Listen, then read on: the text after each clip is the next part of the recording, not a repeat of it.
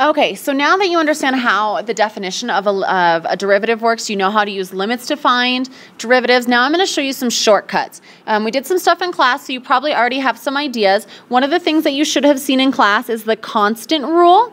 You should have noticed that the derivative of a constant function is always 0. So for example, if I asked you the derivative of 3, you would say 0. If I asked you the derivative of -5, you would say 0. Remember, we've also talked in class about why this works. Remember that that's a horizontal line. So a horizontal line should always have slope of 0 because derivative means 0. Another thing that hopefully you noticed in class was this power rule. So if you have x to the n, and actually I take that back. In class we only looked at how it works with a quadratic function. So I'm going to extend what you saw with the quadratic function, and I'm going to tell you if you have some function x to the n, as long as we know it's differentiable, then we can find the derivative by taking the exponent down to the front and subtracting 1 from the exponent. So for example, if I look at this one right here, 4x cubed, if I were to find the derivative of this, the derivative of 4x cubed would be 3 comes down from the exponent, the 4 stays, it's multiplying, x, and then we do 3 minus 1, giving me 12x squared. Much easier than the limiting process. So let's look at some examples where we can use these two rules. If we have a polynomial, we're going to take the derivative of each piece individually. So if I look at letter A, I'm going to go ahead and first take the derivative of x cubed. Well, the 3 comes down, the x stays, and according to my power rule, I'm going to subtract 1 from the 3. Doing the same thing for minus 2x squared, the 2 is going to come down and multiply by the original coefficient of 2. I subtract 1 from 2, I get 1. I don't have to write it. And then finally, according to my constant rule, my constant differentiates to just be 0. That's not necessary to write it, so I get 3x squared minus 4x. I know right now you're going, so why did you even make me learn limits if that's all I have to do? You have to understand the original definition. If I look at letter B, I can't use my power rule unless I have an exponent. Well, lucky for me, I understand this is x to the 1/3, which means that after differentiating, that g prime of x should be 1/3 x.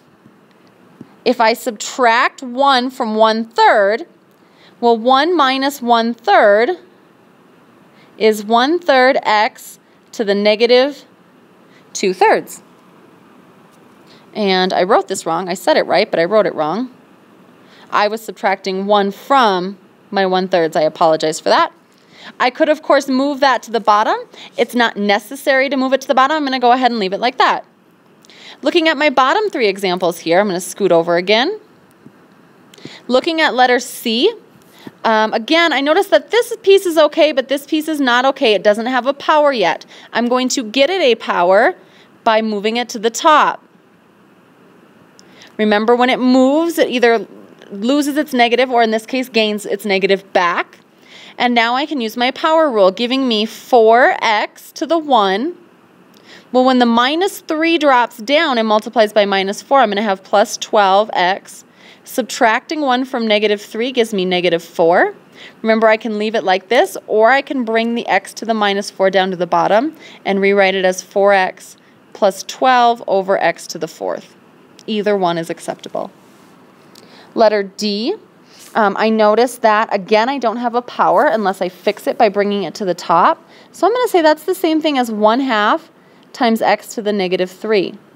Then my derivative, f prime of x, is going to be negative 3/2 x to the negative 4. Finally, looking at example E here, scoot it over just a little bit. 1 over 2x cubed. First thing I'm going to do is I'm going to distribute that cube. And I'm going to say that that is the same thing as 8x cubed. Therefore, my derivative, and actually before I can even take the derivative, I'm going to bring that 3 up, giving me 1 over 8 times x to the negative 3, giving me a derivative of negative 3 over 8 x to the negative 4. Or negative 3 over 8x to the positive 4. Either way I want to write it. Now that we know how to find derivatives easier, it's also going to be easier to find the derivative at a given point easier. Again, I do not have to use any of those limit definitions. All I need to do is say, well, if y equals x squared, that would mean the derivative of y prime, according to my power rule, would equal 2x. So at the point 1, 1, which is giving me the information that x is 1, so I plug x equals 1 in, and y prime equals 2 times 1, or just 2. So I can find the formula for my slope, as I did in A through E, or I can find my slope at a given point. Looking at some more information and some more formulas, I guess, for derivatives, we are going to know that the derivative of sine is always going to be cosine, and the derivative of cosine is always going to be negative sine. We will look at y in class. On example number 1, using this idea, I'm supposed to find the derivative of negative 3 sine x. Well, my constant or my coefficient is going to stay, and sine of x is going to differentiate according to this rule right here into cosine of x. So y prime is negative 3 cosine of x. On example 2, I have y equals, remember this is the same thing as 1/4 cosine of x plus x squared. If I want to differentiate this, I will have 1/4 times, according to my formula, the derivative of cosine is negative sine, plus, again, if you remember from just a couple minutes ago, the derivative of x squared becomes 2x. Therefore, I have negative 1/4 sine x plus 2x for my derivative. So now we've looked at how can I find the formula from our derivative using some tricks instead of using the limit definition. How can I find the derivative at a point using, again, some tricks instead of using the definition. How can I find the derivative of trig functions using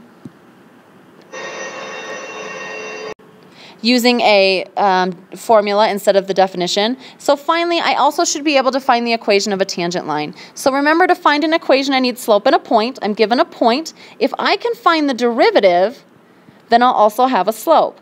Well, the derivative of this, using my power rule, is going to be 6x minus 9/5x squared. Well, then how do I find my slope at the given point? Well, at the given point, my slope is equal to 2 plugged in for x, giving me 12 minus 9/5 times 4, which gives me 60/5 minus 36/5, or